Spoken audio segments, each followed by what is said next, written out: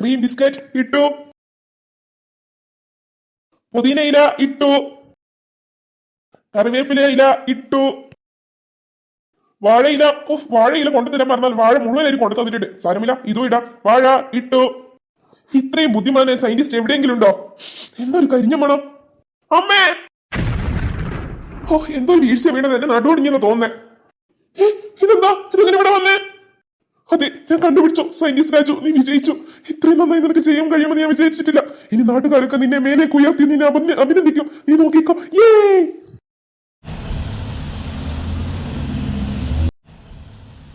Driver ഒന്ന് സ്പീഡിൽ വണ്ടി എടുക്കും. എന്റെ കുട്ടി ഇവിടെ ജീവൻ വേണ്ടി മല്ലടിക്കുക. കാട്ടിലെത്താനായോ? ഇല്ല ഇല്ല, ഇതാ പോയിക്കൊണ്ടിരിക്കുക. ഡ്രൈവർ കാട്ടിലെത്തിയോ? കാട് കേറി. കാട് കേറിയോ? മോനെ കുട്ടാ, അതിങ്ങോട്ട് എടുത്തേ. ശരി അശ്വനത്താ, ഇപ്പൊ എടുക്കാം. ഒറ്റൊന്നാണെങ്കിൽ പോയിരുന്നു കേട്ടല്ലോ. കുട്ടാ, നമ്മുടെ സ്ഥലത്ത് ഇനി എഴുന്നേറ്റോ. ഞാൻ പറയുന്ന സ്ഥലത്തേക്ക് വണ്ടി വിട്ടില്ലെങ്കിൽ ഒറ്റൊന്നും ജീവനോടെ ഉണ്ടാവില്ല. കേട്ടല്ലോ.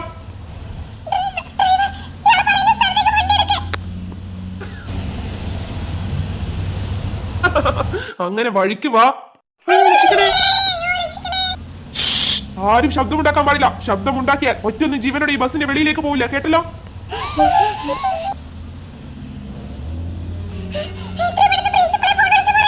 നിന്റെ ഒരു ഫോണ്.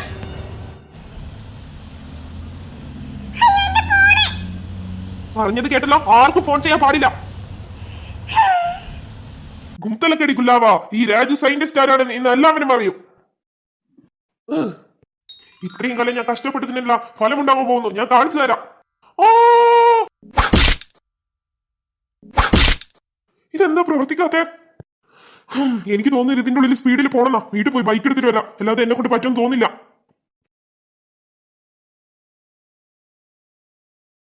ഡ്രൈവർ, ഞാൻ പറയുന്നതേക്ക് വണ്ടി വിട്. എല്ലാവരും പറയുന്നത് ശരിക്കും കേട്ടോ. ആരെങ്കിലും വെറുതെ അനാവശ്യമായി കളിക്കാൻ നിന്നാ കയ്യിൽ തോക്കും കത്തിയൊക്കെ കാണുന്നുണ്ടല്ലോ, വെട്ടി കീറും എല്ലാത്തിനെയും. കൊള്ളക്കാരനങ്ങൾ എന്തിനെങ്കിലും ദേഷ്യം പിടിക്കുന്ന ഞാനൊരു തമാശ പറയട്ടെ. വയസ്സ് തന്നെ കണ്ട 90-100 തോന്നിക്കല്ലോ. നിന്റെ എന്നെ വന്ന് അങ്കിൾ എന്ന് വിളിക്കുന്നോ? പ്ലീസ് അങ്കിൾ, വിഷയം മാറ്റുന്ന എനിക്ക് തമാശ പറയണം. വീട് അവനെന്താ പറയാനുണ്ടല്ലോ, അവനങ്ങ് പറയട്ടെ. നമുക്കെന്താ? ശരി അവൻ പറയട്ടെ. കുറെ കള്ളന്മാർ ഇതുപോലെ കുറെ തോക്കുമാര് വീട്ടിലേക്ക് പോയി. അവിടെ എത്തിയിട്ട് അവർ തോക്ക് കൊണ്ട് എല്ലാവരെയും വെടിവെച്ചു. പക്ഷെ ആ വീട്ടിൽ ആർക്കും ഒന്നും സംഭവിച്ചില്ല. എന്തുകൊണ്ടെന്നാൽ ആ വീട്ടിൽ ആരും ഇല്ലാത്ത സമയത്ത് തന്നെ അവർ വന്ന് തോക്ക് കൊണ്ട് വെടിവെച്ചു. ആരുമില്ല, പിന്നെ തോക്കിനെ ഉള്ളത്. അമ്മേ,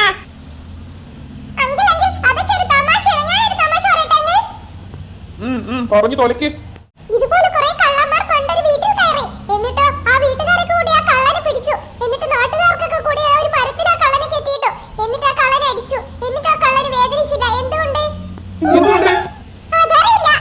നിന്നെ ഞാൻ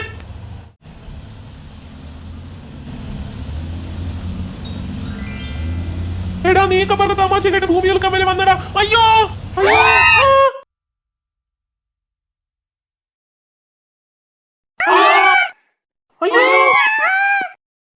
തലക്കൊക്കെ വല്ലാത്തൊരു ഭാരം. നമ്മളിത് എവിടെയുള്ളത്? അല്ല, ഇതെവിടെ ശരിക്കും കാണുന്നില്ലല്ലോ.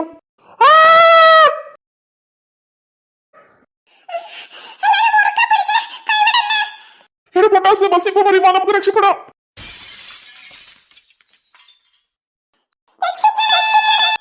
എടാ വാ, സൂക്ഷിച്ചിറങ്ങ്. പിടിക്കാൻ. എടാ പൊട്ടാസ്, കയറി വേണം, ഞങ്ങൾ പിടിക്കാം. എന്നെ പിടിക്കാൻ എനിക്ക് പേടിയാവുന്നേ. നമുക്ക് എത്രയും പെട്ടെന്ന് രക്ഷപ്പെടാം. അല്ലെ പോലീസ് കേസ് നടക്കുന്നതായിട്ട് നമ്മൾ ജയിലിൽ പുറത്തിറങ്ങൂല. എല്ലാവരും വേഗം വാ.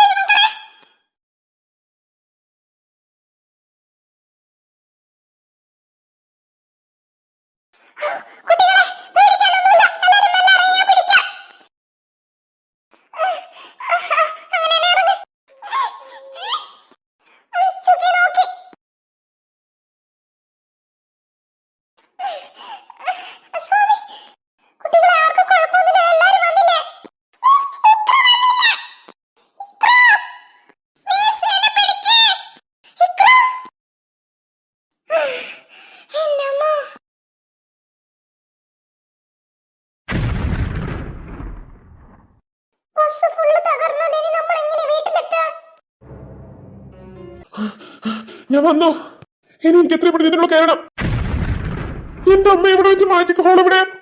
എന്റെ ദൈവമേ, അതുവഴി ഇനി വേറെ ആരെങ്കിലും പോയി കാണോ? സ്റ്റുഡന്റ്സ് ആരും പേടിക്കണ്ട, എല്ലാവരും എന്റെ കൂടെ വാ. ഇത് ഏത് സ്ഥലം പോലും മനസ്സിലാവുന്നില്ലല്ലോ, മുഴുവൻ കാടാ. പന്നികളൊക്കെ കൂട്ടത്തോടെ പോവുള്ളൂ, പക്ഷേ ഈ സിംഹം തനിയാത്താ പോവൂ.